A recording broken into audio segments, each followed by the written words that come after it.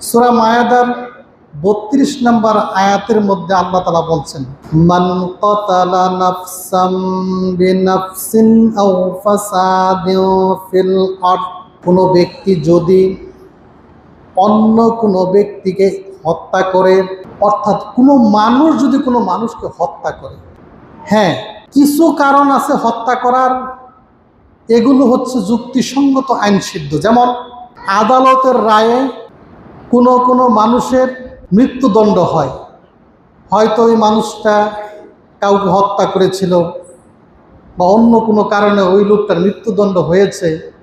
এখন মৃত্যুদণ্ড দিতে গেলে তাকে হত্যা করতে হবে না হবে? হবে। এইটা যুক্তিসঙ্গত এবং প্রয়োজনীয়। কিন্তু এছাড়া কোনো ব্যক্তিকে যদি কোনো ব্যক্তি হত্যা করে, এটা কতটুকু জঘন্য অপরাধ! গোটা পৃথিবীর সকল মানুষকে হত্যা করা যতটুকু অপরাধ, যতটুকু পাপ, একজন মানুষকে বিনা অপরাধে হত্যা করা একই পাপ। ছোটখাটো পাপ না বড় পাপ?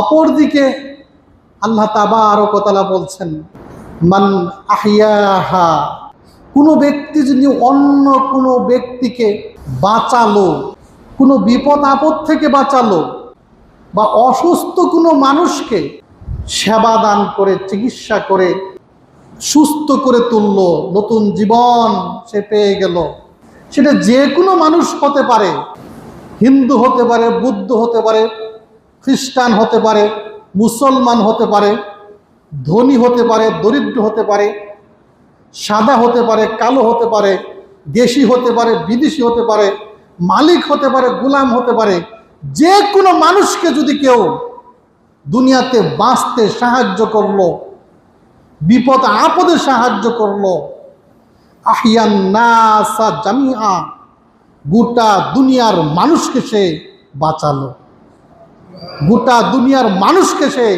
জীবন দান করলো। আল্লাহ তাবারক ওয়া তাআলা মানুষকে অত্যন্ত বেশি মহব্বত করেন। মানুষ দুনিয়াতে অপরাধী হোক, ভালো মানুষ হোক আর খারাপ মানুষ হোক, মানুষ বলতেই সৃষ্টিকার।